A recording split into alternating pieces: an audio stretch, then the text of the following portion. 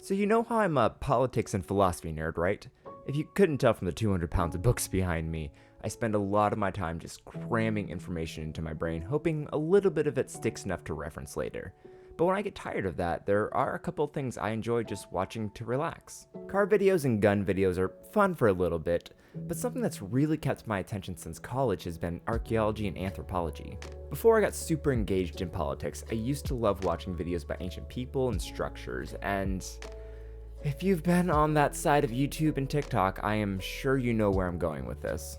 I would be watching videos about megalithic structures that were built thousands of years ago with just stone tools or copper chisels, and I was generally so high I couldn't comprehend how any of it was possible.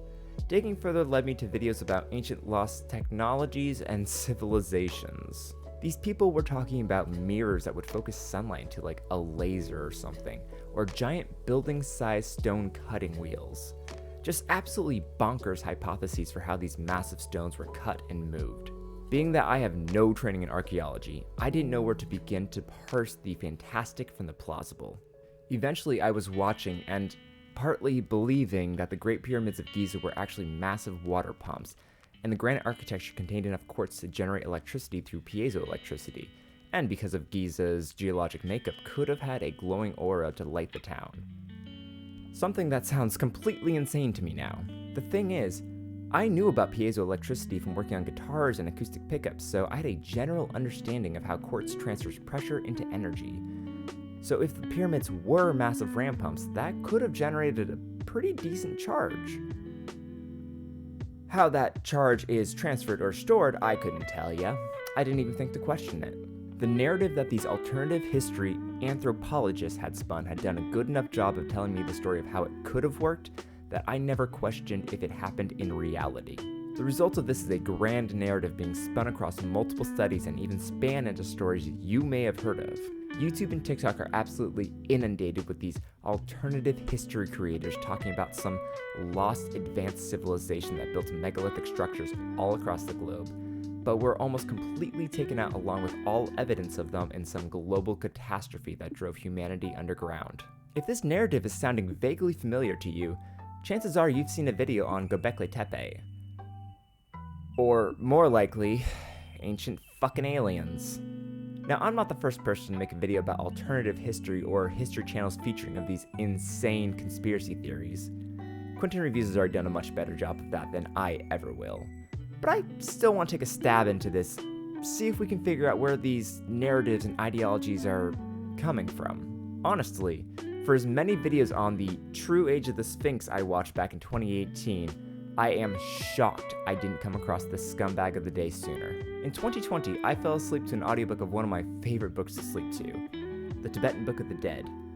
But when I woke up, I had realized YouTube's autoplay had done its thing and dropped a video essay into my consciousness. This was back before I quit drinking, so I was just too hungover to turn it off, and I was laying there listening, but was quickly snapped out of my stupor in sheer what the fuckery. The whole video was about how blue-eyed, white-skinned people had brought farming, writing, and civilization in general to the Indo-Eurasian continent. Along with it, their symbol, the swastika. Now, I hope I don't have to break out my leftist political analysis just yet for everyone to realize that this dude is spouting some unconventional ideas. But I'm not an anthropologist, I just sell weed and make videos. Maybe I should give this guy a shot. But no, every single one of his videos just gets significantly worse. This happened years ago, and I've been sitting on this guy for a minute. But I didn't want to write anything without consulting with someone who actually knew what they were talking about. And as good as my community college professors were, they're not exactly the people I want to gush to about a racist anthropologist. Fortunately for my social anxiety, multiple people who are significantly smarter than me have made videos on this dude. And whoo boy, am I excited that the day has finally come that I can say with confidence, Robert Sepper is a racist.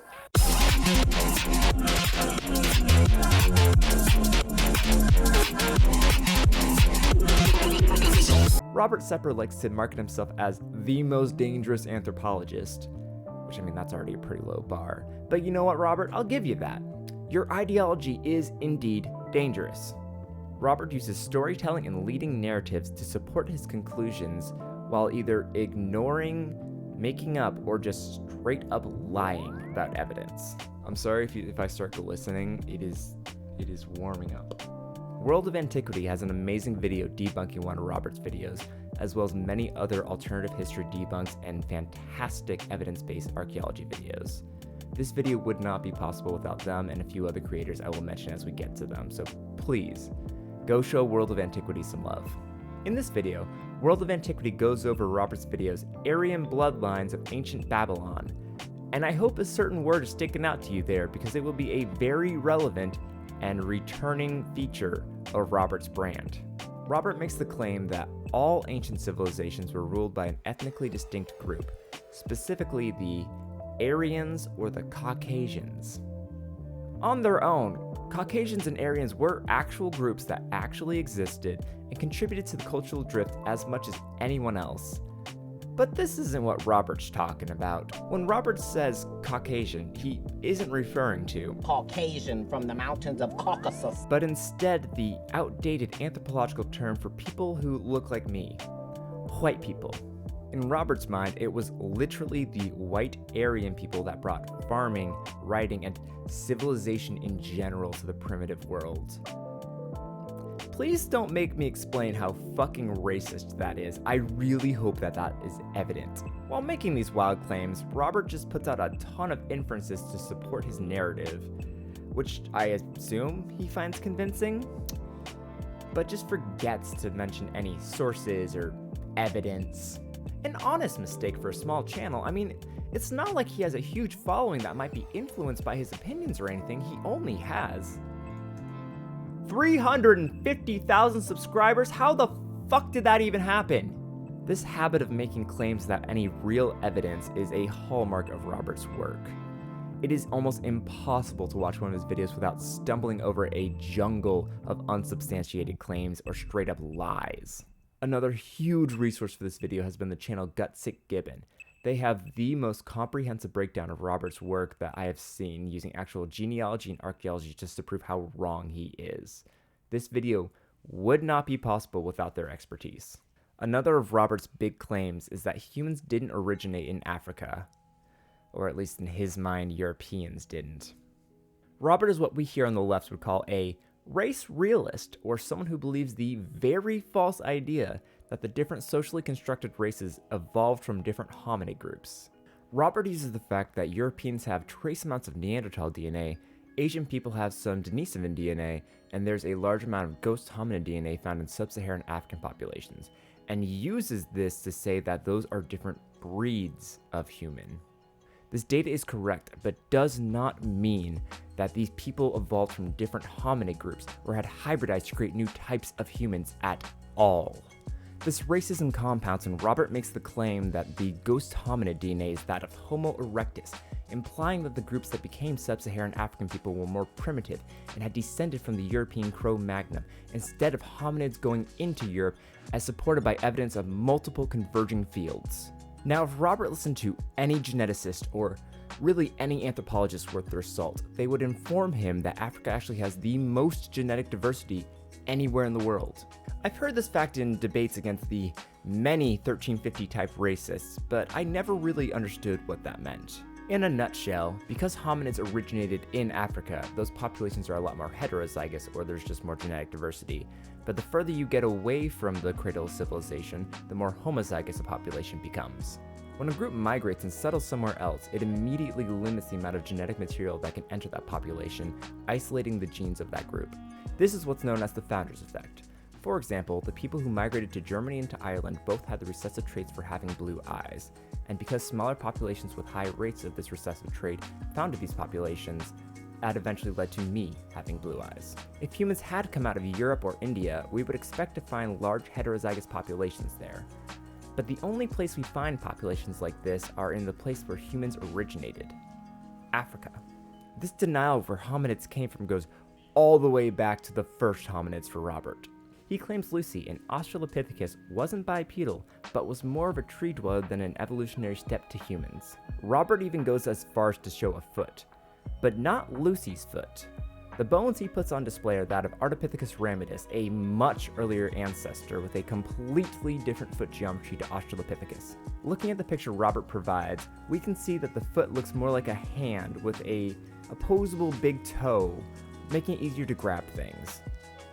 Which is not what Lucy's foot looked like. Looking at an actual Australopithecus foot, we can see that the big toe is in line with the rest of the toes and almost looks like a human foot.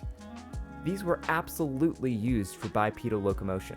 Gutsick Gibbon goes into further proofs of bipedalism, such as a bottom-oriented foramen magnum, or the bit that attaches the spine to the base of the skull, suggesting an upright position, or valgus knees, which helps weight distribution in an upright position, or, of course, who could forget our bowl-shaped pelvis and sagittally oriented iliac blades? Yeah, because I definitely know what those are. So if Robert doesn't think humans came out of Africa, where does he think humanity started? Well, buckle your fucking seatbelts. Shit is about to get weird. Going into this is about all the information I had. Like, I knew Robert was racist, but his work had an archaeological basis, so it may have had some merit. But no, this dude's belief system is fucking wacky. Robert believes people, at least white people, descended from an advanced race whose civilization was destroyed in a great cataclysm and sank to the bottom of the sea. Yes, Robert is talking about Atlantis. While this is laughable in reality, Atlantis really has captured the imagination of humanity since Plato wrote about it in his dialogues. I get it, a lost proto-civilization is a really cool idea, and Atlantis is the second best Disney movie. But to actually believe a super civ existed in reality is gonna need a lot more proof than just a story by a Socrates simp. Despite this, Robert still quotes Plato by saying the Atlanteans had lost touch with their godly lineage through multiculturalism, which degraded their society, ethics, and morals, creating a materialistic society and a spiritually ugly civilization. Which Plato doesn't say in his book at all. Robert infers by letting the Atlanteans commingle with humans, it corrupted their society, made it more degenerate, and eventually led to their downfall. Which, I don't know, my dudes, to me, that kind of sounds like Nazi shit. That's Nazi shit. And I get a lot of people are going to be like, oh wow, you're calling someone you don't agree with a Nazi? How original, Antifa. And like, sure, the left definitely has a penchant for calling people Nazis and fascists.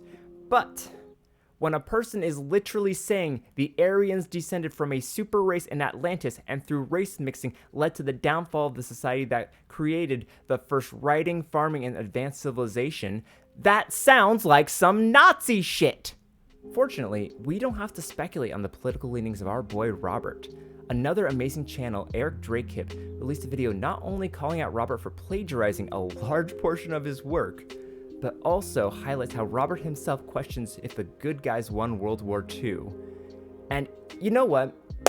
I'm just gonna let fucking Robert dig his own grave on this one. Coming in at 47% is Germanic Europe. And this I clearly inherited from my mother, who was born in Germany after World War II, to parents who had been issued documentation through the Nationalist Socialist government going back several generations, establishing Germanic or Aryan ancestry, a requisite for my grandfather's high-ranking position in the German military as an officer in the SS. So I was pretty confident that this doesn't contain any Ashkenazi Jewish DNA. This dude isn't a crypto-fash. He's not even just a white identitarian. Robert Sepper is a straight-up Nazi. From Robert's ancestry, which he just takes way too much pride in, to literally everything that comes out of his mouth. Robert is a Nazi through and through, and I am not the only one seeing this. If you've watched any amount of the History Channel, I'm sure you've heard about the batshit insane things Heinrich Himmler believed. This dude was goose-stepping all over Europe with his team of Nazi archaeologists, the Anna Nerbe, looking for any kind of proof that the Germans had descended from a super race to prove their supremacy. And would you believe it? Himmler landed on fucking Atlantis. This whole idea of a lost proto-civilization has been in conversation since the first stories were written by Plato or Herodotus. Places of advanced technology or knowledge like Atlantis, or utopias far past the Arctic Circle where the North Wind originates like Hyperborea. Those stories over time were spun into myths. Many of them were lost over the centuries, creating mystery and intrigue behind them, encouraging people to sift through the myth fragments, trying to connect the dots and create a story of humanity. This is a practice known as euhemerism and led some people like, oh god, I am so sorry, French people, Jean-Sylvain Bailly down some rather odd paths. Bailly, I'm just gonna call him Bailly, I'm sorry. Bailly was pre-Nazis, pre-fascism even. He was a philosopher and astronomer in Paris during the French Revolution. After storming the Bastille, he was voted the mayor of Paris and gave the former king the cockade of France, signifying the end of Louis's reign. But of course, the power went to his head, and when it came time to decentralize that power, he refused, so he was thrown on the chopping block during the Terror. Before that though, Bailey decided that the biblical flood myth and the collapse of Atlantis into the sea were actually talking about the same supernatural event. But instead of Atlantis being somewhere in the mid-Atlantic like most people thought, Bailey placed Atlantis in the balmy utopia of Hyperborea, far to the north of the Arctic Circle. Bailey claims that after Atlantis sank, the survivors migrated to India and from there spread their technologies of writing, farming, and civilization in general. About a century later, this narrative was picked up by a member of Russian nobility. The details were narrowed down and she created the myth that all world religions were a simulacra of the truth, the religion. They claimed that all important spiritual leaders of written history were, in reality, masters of this religion. Everyone from Jesus to Abraham to Buddha Gautama, they were all keepers of the secret truth of the Atlantean origin. Helena Petrovna Blavatsky.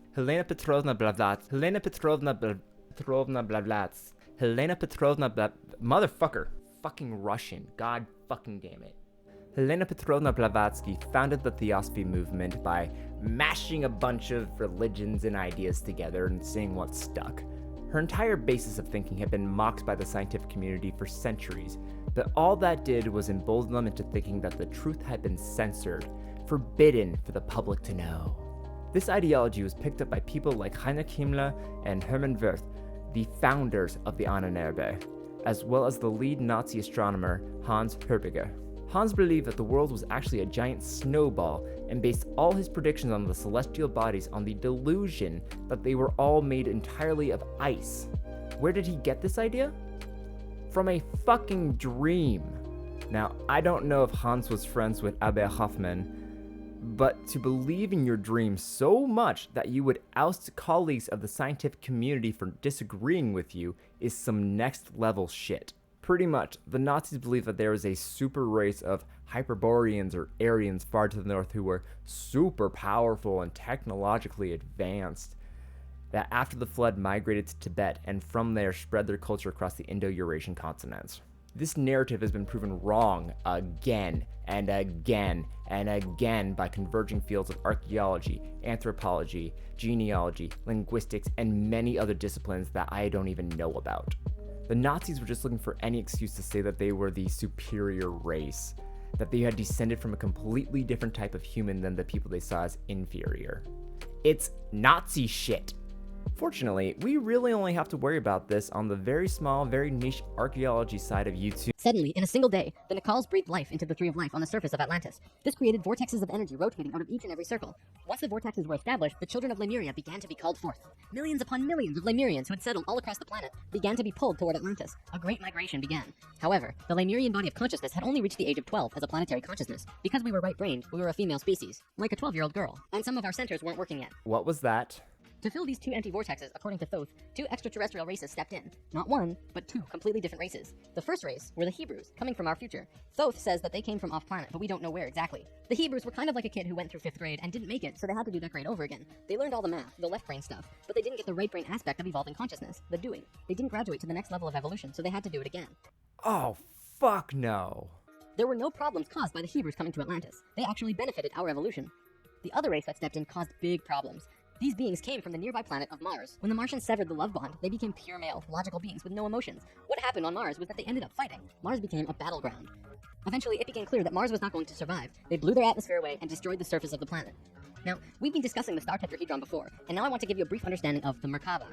The Merkaba was known in ancient times as the Chariot of Ascension. It is the star tetrahedral energy field around the body. They created a synthetic Merkaba to travel in time and find a new home. A small group of Martians tried to get away from Mars before it was destroyed, and that place they found was Earth.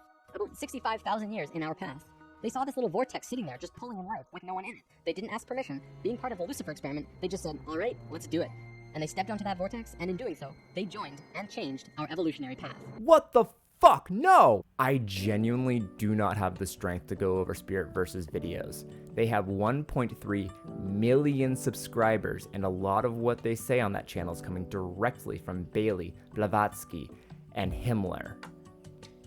I simply cannot listen to this bullshit anymore. I am not an archaeologist or an anthropologist. I am barely a philosophy enthusiast. But Robert Sepper and the whole antediluvian proto-super civilization thing has really been setting off red flags in my head for years now.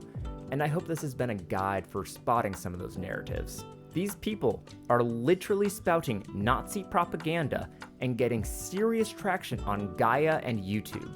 I really worry that the people who watch these videos don't have the scientific basis for understanding why these arguments are wrong and why it is a leading, explicit narrative.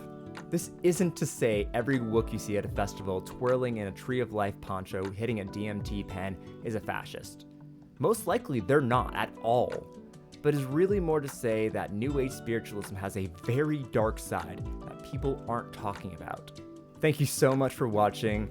This was supposed to be a short video. I could make this 3 times longer if I really wanted to. I got sucked into the rabbit hole of fucking nuttiness. World of Antiquity actually released a video on the Hyperboreans and Bailey in the middle of me writing this script. It was the exact information I needed at the exact right time. It was fucking serendipitous. Again, I could not have made this video without the work of Eric Drapp, Gutsick Gibbon, World of Antiquity. Please go subscribe to them. Give them all the likes. Give them all the attention. They deserve it. I do not want to talk about Nazis for a while. I do not want to think about Nazis for a while. I do not want to see Nazis. And if I do, I've seen too many of these fucking videos. I have fucked up my algorithm. I am fully over y'all.